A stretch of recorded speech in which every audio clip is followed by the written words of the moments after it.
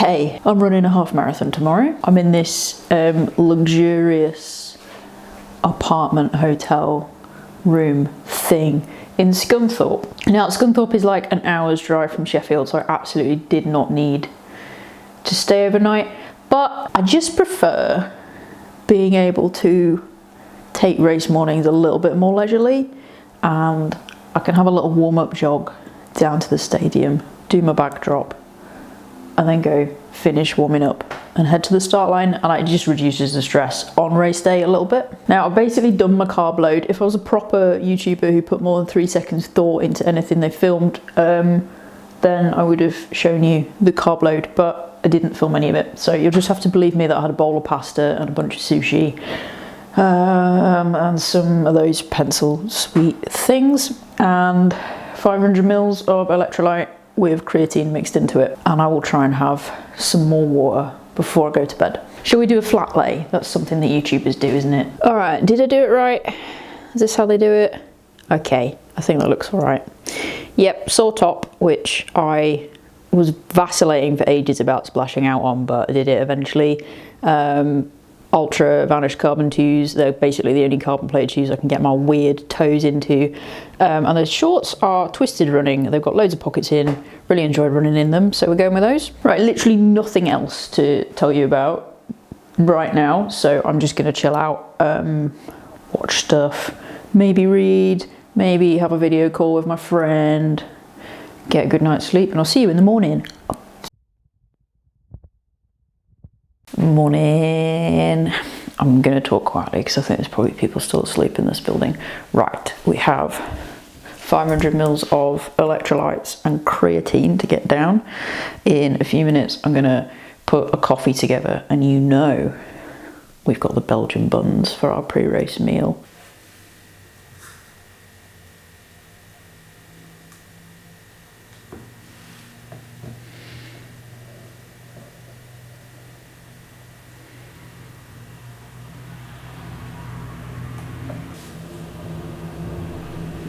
Oh yeah. Go-to pre-race meal.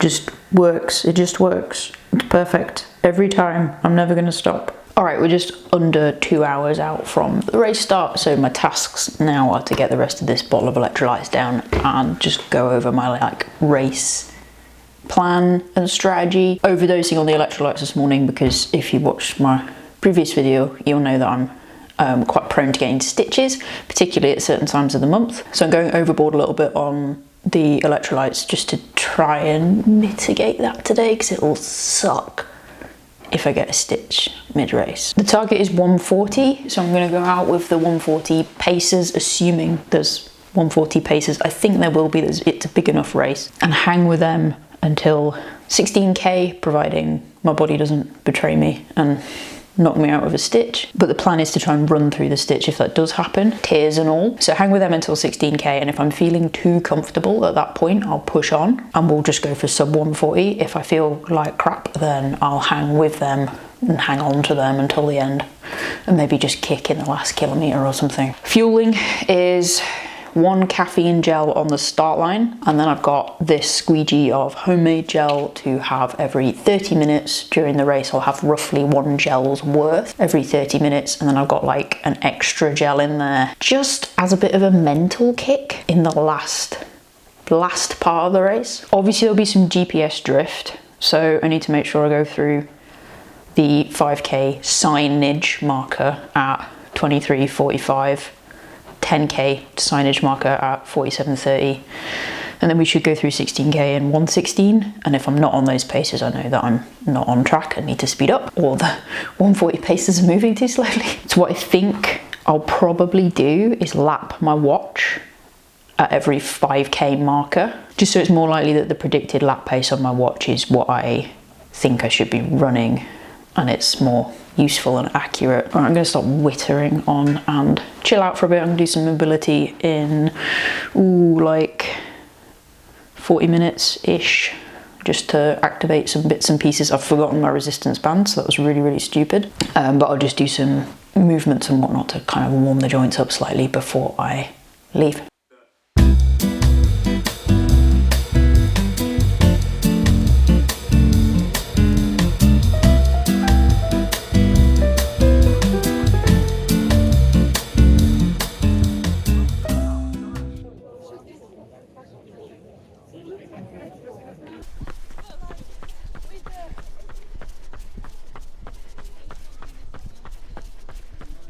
Warm up done. We've got 15 minutes until start, so I'm just keeping the legs moving, getting to position in a minute. So it's 2k easy pace.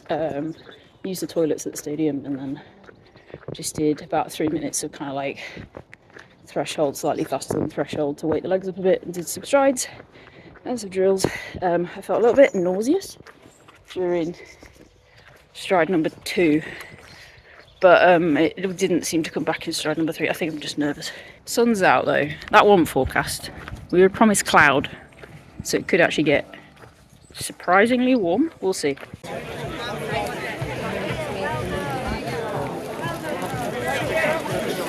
Alright, so the organisation so far is leaving quite a lot to be desired. This is the start. We've started, but I didn't really hear anything. People just sort of started moving, so I had to just sort of assume that they've not got loud enough speakers, or not sure. It was all a bit weird. They only set up the arch for the start like 15 minutes before the race started, so there were a lot of people wandering around not really knowing where they were going, and as we can see, because there were no pace pens, there's a lot of people slower than me that I'm having to weave around, people who are faster than me sort of needing to get around me, and there's people in the way of the 10k runners until we get past the point where they turn back in, and now we have the road to ourselves for the half marathon runners. I can already feel in my legs that I'm probably not going to be able to get as much out of myself today as I would have wanted. As I mentioned, very prone to stitches, but also that's just because of the point of the hormonal cycle that I'm in. When you're in the luteal phase of your hormonal cycle, your overall body temperature is a bit higher. Obviously not a great place to be starting with an overall higher body temperature when the weather's looking to be a bit warm, not ideal. And the other problem with being in the luteal phase is you've got more progesterone floating around your body. Now, progesterone is a hormone that makes it harder to build muscle, but easier for it to break down. So that's why I get stitches worse during the luteal phase. It's just because the muscle is breaking down more easily. I went through 5k in around 23:50, so about 5-ish seconds off what I wanted, but still currently within range, recoverable range of the time I was after. At this stage we've finished the very long drag out along Scotter Road, and we've turned off into the more rural country lanes. Because there weren't any pace pens at the start, we've not really got any sort of cohesive groups of people who are all running around the same pace. So I was finding myself in a lot of scenarios where I was like trying to catch up to someone who looked like they might be running my pace, only to find that they were slowing down. Or I was having to, for example, this guy in the pink top here, he basically pulled me, I latched onto the back of him and he pulled me along to this group of runners up ahead, and I was able to, you know, occasionally tag on to groups for a little bit, but then either they were moving a bit faster than me or I was moving a bit faster than them, so it just, it was difficult to find people to run with, basically, which made it a little bit harder mentally. Because a lot of the course is so exposed, we had the issue of the sun just beating down on the tarmac and heat radiating back up. We're coming up to the water station here in East Butterwick, and I was able to grab a bottle of water and just dump it all over myself.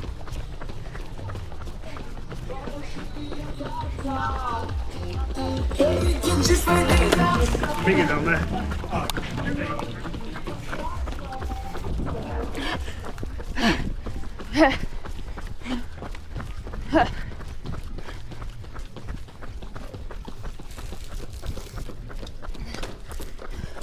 The other organisational point I was a little bit concerned about here was there were a lot of plastic bottles everywhere. They hadn't tried to put bins out for you to attempt to throw them into, so there were just bottles sort of scattered absolutely everywhere. It's about here I did sort of get a little bit of a pack to run with for a little bit. This lady in the red top was maybe a little bit faster than I was going at the time, so I sort of tried to latch onto her a little bit, and there's another bloke running next to me at this point as well, who I did end up staying pretty close to, but Red Top Lady is just quicker than I'm able to go at the minute, so she's obviously pulling away, but she pulled me along for a little bit, which was nice. 16k was around this point, and I went through it in not far off the time I was aiming for, so here I'm still in recoverable distance of my goal, but there is a huge crosswind in this section, and it took a lot of wind out of not just my sails, but pretty much everyone around me. Everybody seemed to slow down a bit. Everybody seemed to be struggling. I'm in love with your body. The guy in the black top to the left here is the person I've been running with for quite a while at this point.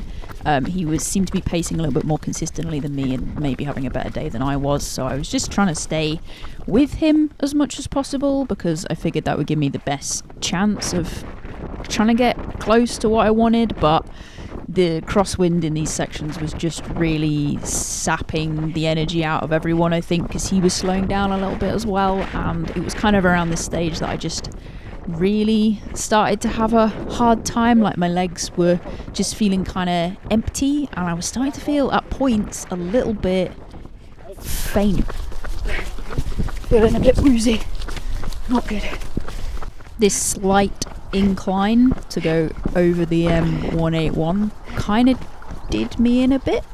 Found it very difficult to recover from this. Kilometre 18 dropped to a 5:07, and I did claw it back slowly over 19 and 20, but it was hard going. I was just not really a lot in my legs, and I was pretty much fighting with everything I had left to try and get back close to 5 minutes a kilometre. We are into the last stretch of the race at this point and coming up to the 12-mile marker, so yeah, not much further to go, and I don't have much left either. This is the last section, basically the last kilometre and a bit, and I just want to play it all out so that we can take a bit of a look at some of the places where there were other organisational failures in the race.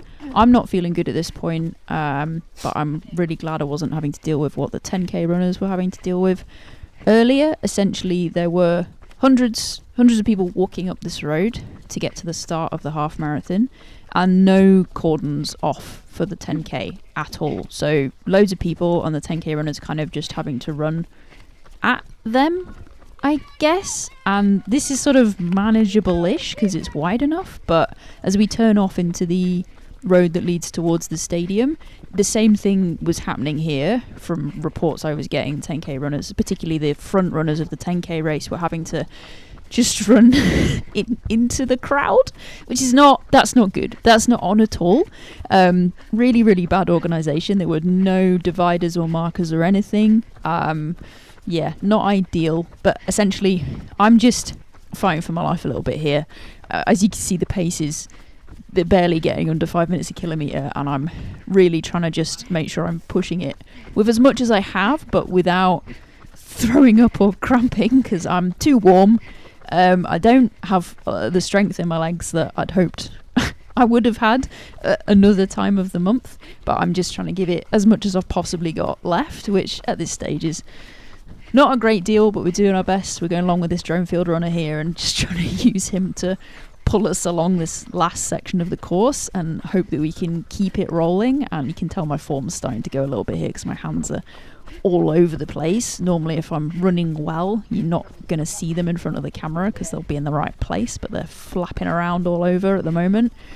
And yeah, hard work, but trying to push as much as I can, trying to stay with this guy here in front of me, just trying to use him basically to pull me along. Selfish, but he's obviously having a better day than I am, so I'm just trying to use it as much as possible. Right, as we're turning into here, there was an incident with the 10k around here. One of the lead runners in the 10k collided with some walkers because this path that you can see here was just full of people. He collided with some walkers and fractured his ankle. That's just bad organisation. There's clearly not been enough safety stuff done around the preparation for this event to try and make sure that the runners were all safe. So not on, and hearing stories like that has just kind of put me off maybe entering a run-through event ever again. Not ideal. This last drag into the stadium was fairly miserable. I know at this point that 1:40 on the clock is not happening. I'm not going to get there in time. I don't have the beans left to get there in time, but we're just trying to wind the pace up as much as I possibly can. Drone field runner is very much pulling away from me at this stage, so I'm just trying to keep my sights on him, try and keep the pace there as much as possible, and just try not to lose him. And yeah, that's all I can do at this stage. I'm by myself, it's all me now. Just anything I've got left is being pushed out there, and I'm trying to bring the effort up and use whatever I've got left in my legs. I am at this stage pretty much prepared to try and fall across the finish line if I have to, and see how close we can get to 1:40 on the clock, even though 1:40 on the clock has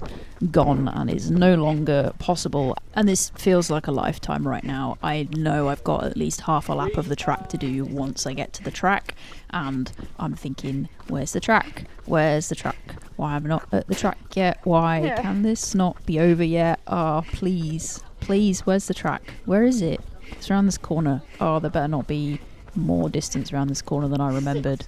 It better be there. It better be there. Oh, there's a hill. Great. Love that. Fantastic. And then nice steep downhill here to really just throw off my rhythm. Perfect. Fantastic. Exactly what we want right now. It was at this point I did hear someone I know, one of my clients actually, shouted my name. That was a little bit of a boost. Tiny bit of a boost. Come around the corner and there is a child with the hand out requesting a high five, so go and do that because I feel like that's always very, very important.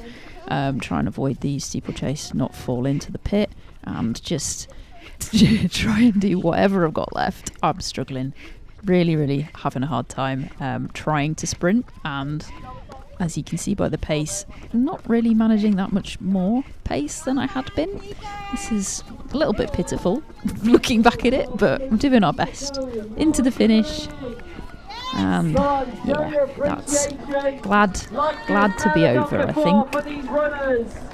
Oh, fuck me.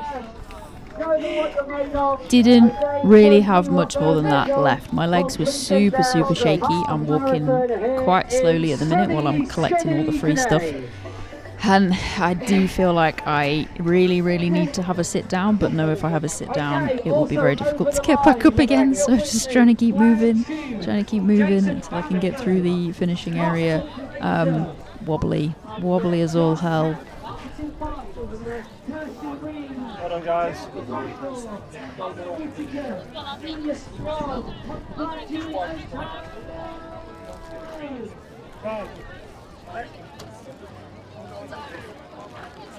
Well done. Thank you.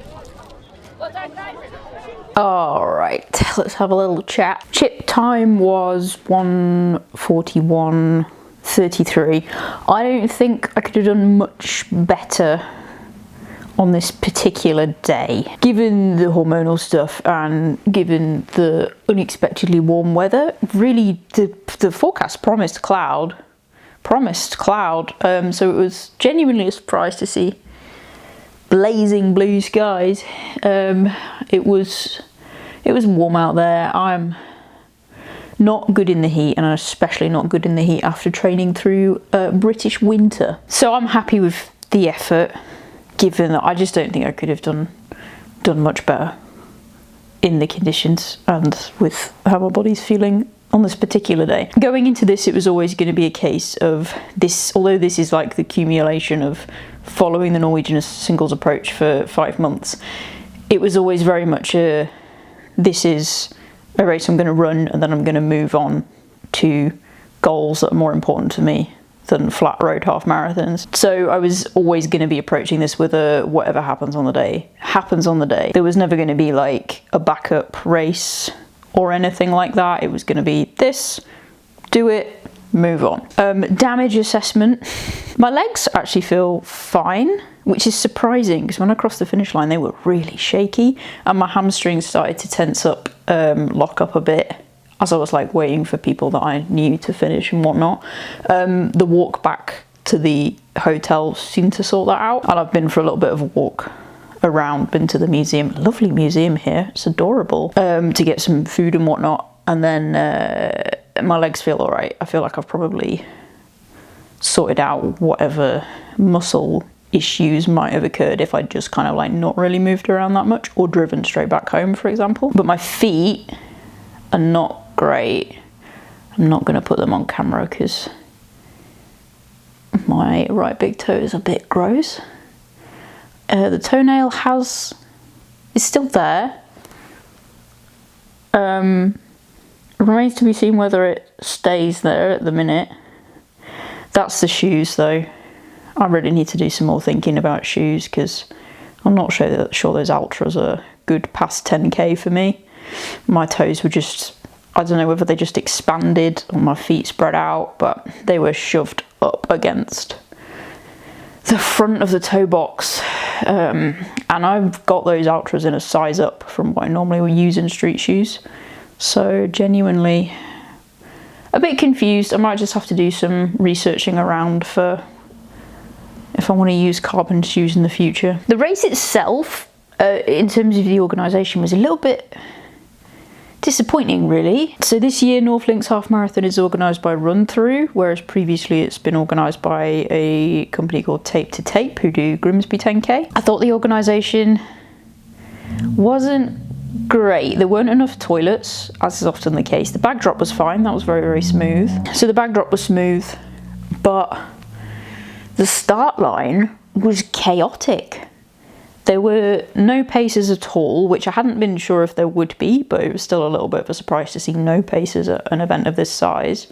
There were also no like pace group pens, which was even more surprising. So no one really knew where to stand. I just sort of guessed where might be best to stand. Camera's run out of battery. So the first kilometre was really chaotic. A lot of people, obviously, because they hadn't really known where to stand, there was a lot of like weaving in around people who were running slower than I was, people who were faster than I was having to like get around me. That was just complete chaos really. Yeah, so a few weird things in terms of the organisation. So just based on that alone, I don't think I'd do North Links Half again while it's being organised by Run Through. Too many things that I thought were really disappointing on the organisational side of things today. The other point against North Links is it's really boring. It's such a boring course. It's just kind of slightly desolate country lanes really. Wasn't really anything to look at or kind of hold your attention, or even much in the way of sort of obvious landmarks to kind of make the very long stretches not feel quite so much like they went on forever. So I'd say if you're a slower runner, it's not a scenic course, and it's probably just going to be really, really boring. If you're going to be out there for more than 2 hours, it's just going to be really, really boring. I can't imagine spending more than 2 hours on that course. It's so dull. So that would be another reason why I probably wouldn't do North Links again. But overall, I'm happy with my effort today, and we're basically banking that, using the lessons that I've learned from it. I feel like I executed it as well as I could. I feel like I paced myself well up until 16k. I just did not have the leg strength really available to keep the pace up, and I don't think it would have changed that much if I'd run a little bit slower. There was just not really that much in my legs in the last 5k, and that's much more to do with hormones than anything else. But yes, we bank it and we move on. If you've been subscribed because of the road running stuff, you might want to unsubscribe, because the next couple of years are going to be very, very different.